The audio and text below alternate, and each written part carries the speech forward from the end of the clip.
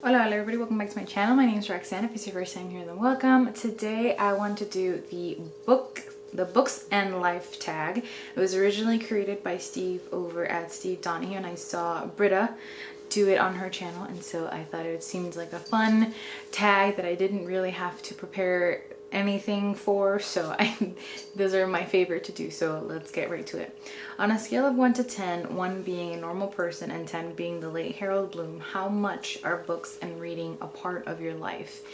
They are a very, very significant part of my life. Maybe like 70%, 75%. I mean, basically most of my online presence is book related.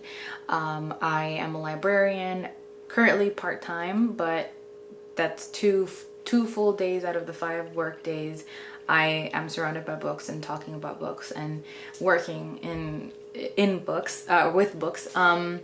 And then when I come home, that's basically what I do is read. My time off is spent reading or planning my reads or buying books or organizing books and my book life. So it's a very large part of it. I was talking to some friends recently who were recommending some TV series to me, and I just recognized that I realized that I haven't started a new TV series in months, because any time off that I have, I want to be reading and I feel guilty not reading, but not in a like bad way, but more in the this is time I could be spending reading. So I just tend to rewatch the same or have on in the background the same TV shows over and over again, because I don't need to really pay attention to them. I can just have them on in the background as I read. And I watch a lot of sports, but I can also read when I'm watching those too. I can just kind of look up every now and then to check on the score, unless it's a team that I'm really following or something like that. But it's obviously a very, very significant part of my life. Very large. I would say maybe like, I always said percentage, maybe like, I don't know, 7 or 8. Where does your personal library stand right now in relation to the rest of your life? Do you have more books now than you ever have? Fewer? Or how has your library changed? I definitely think I have more books now than I ever have before. I actually saw a picture of my shelves when I first started like reading seriously again, and I found BookTube, and I had one, I think maybe it was like 3 by 2. It might have been no, because I wasn't as tall, so I think it was like 3 boxes by 2, and I think it was from Target, and it was the only shelf I had, and it was like empty. I had a few books on each box, but I was able to have like decorative things on it as well. And now I have these 2, which are mostly double stacked, so there's books and then there's books behind this. I have a bunch of books on my coffee table, and then I have my book cart in my bedroom. So, and I have some books on the floor as well. So yeah, I have more books now than I ever have before, and it's just gotten bigger. Take a mental step back and ask yourself, what is the most likely first bookish impression a newcomer would have in your home? So I think Britta said something similar to what I would say, is that I don't really have newcomers in my home.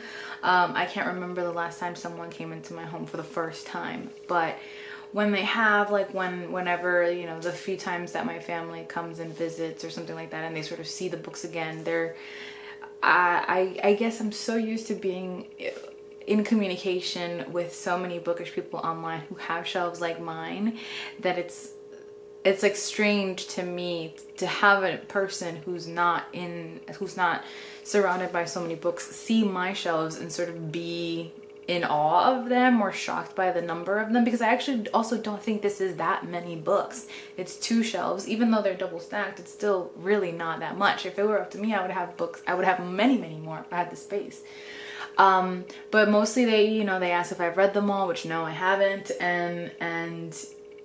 but I've read most of them. That's why I own them. And just like awe that they matter that much to me, really. Number 4, how often, if ever, do you clean or reorganize your books? I clean my shelves every week when I clean the house. Not like a deep, like I will admittedly I don't take out all of the books and clean the entire like box.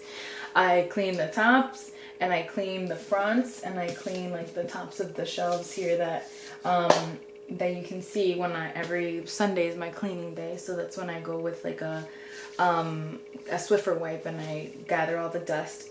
But I reorganize them relatively frequently-ish, every few months, because I have to make space for new books and things like that. And so whenever any of these books come out, I clean the whole thing. So yeah, I guess to clean fully, I don't really have an average, but a quick dusting every Sunday. Number 5, on average, how many books do you acquire in a given week? I don't buy books weekly like that. I don't have even really a sort of timeline of when I buy books. My main goal, and I'm trying to do really, really well in this goal, is to read the books that I had on my shelf on the first of the year.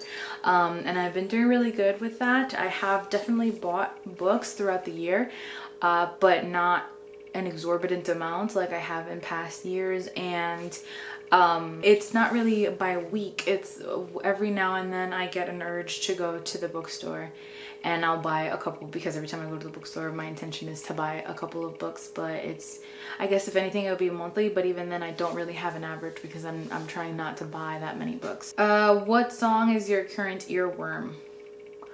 I don't currently have one. Earlier today, I guess it was, my supervisor is really still obsessed with the Into the Thick of It by the Backyardigans, which is being used in a lot of reels and TikTok videos and stuff like that. And so every time someone mentions it, it kind of gets stuck in my head for a little bit, but thankfully not for very long. Number 7, what percentage of your self-control do you retain in a well-stocked bookshop? It is easier in a new bookstore because they are full price and I'm trying not to spend a lot of money. So I will buy max typically 2, but I do always intend, like if I go into a bookstore, my intention is to support them and buy at least 1 book, but I tend to do max 2, maybe 3. When I go to a used bookstore, my self-control, I lose the battle a little bit more, just because a couple of $1 books, a couple of books at $5 or $7, it can quickly become a lot of books with the price tag not matching that much. So it's like I feel okay getting a little bit more. But whenever I go to my local used bookstore, at first I don't really have self-control. Just pick whatever it kind of catches my eye, and then at the end I will go and pick my final picks. But yeah, I mean, I don't know percentage wise, but it is less necessary in new bookstores because I don't want to spend that much on books. Number 8, do you ever feel the need to take a break from books? If so, what form does it take? Sometimes, not recently, thankfully, just because I don't like to not have the desire to read. It's a foreign feeling to me that I dislike, but typically I will take a small break from books whenever I finish a book. So I'll take, depending on when in the day I finish it, I might take a couple hours for the rest of the day and not start one until the next day. And so that's typically what form it takes. And I will watch some TV or something to get my mind, sort of cleared before I start a new story or a new book. Number 9, when you meet a new person, how long does it take you to bring up books? I think it depends of the context in which I'm meeting them in.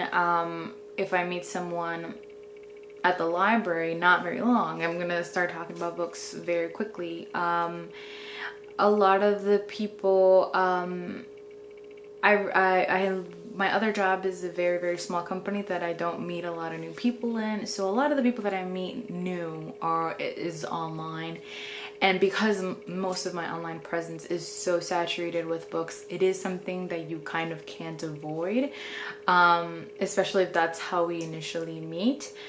And so at least some comment is made pretty early on, but I don't push my love of books in conversation if it's unwarranted. I have had people come straight out and make a comment and then ask me to talk about books or a recommendation, and that's great and I absolutely love it. But if it's just a comment and that's it, we kind of keep the conversation going. I don't feel the need to really push my love of books on other people. I think the way that I live my life is enough to where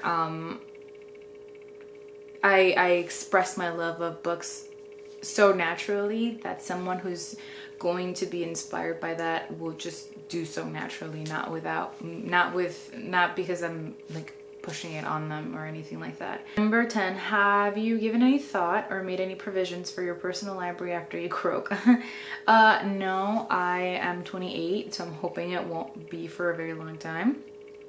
So no, I haven't, but I guess at some point I will see if I have, if I have kids and they like to read, then that. If not, I might donate it somewhere. I don't know. I will think about it at a later date. Number 11, are you known among your friends and loved ones for your weird and probably unhealthy relationship with books? Yes, I'm definitely known as the bookish one. I don't know that they think of it as, I guess they think of it as different than their relationship to books, but I think my family and friends know enough of how much it means to me and how good of like habit and hobby it is to have, that they don't deem it unhealthy really, unless I was spending so much money that I wasn't able to care for other things in my life. But no, I mean, my dad, I guess, is the one who thinks it's just the weirdest, and it's because he is like the least reader person that I know. And so to him, when he asks what I want and stuff like that, and I just constantly say I want books, to him that's just like, well, why? But no, most people think it's cool and sort of admire how much I love reading and making it part of my profession and all of that. So but yes, I guess I'm known as the bookish one, but I don't know that any of them think of it as an unhealthy or weird obsession. And that is it. This was a fun one. If you haven't done it yet and would like to do so, feel free to do so and let me know so that I can check it out. As always, thank you for watching and for listening. I love you all very much.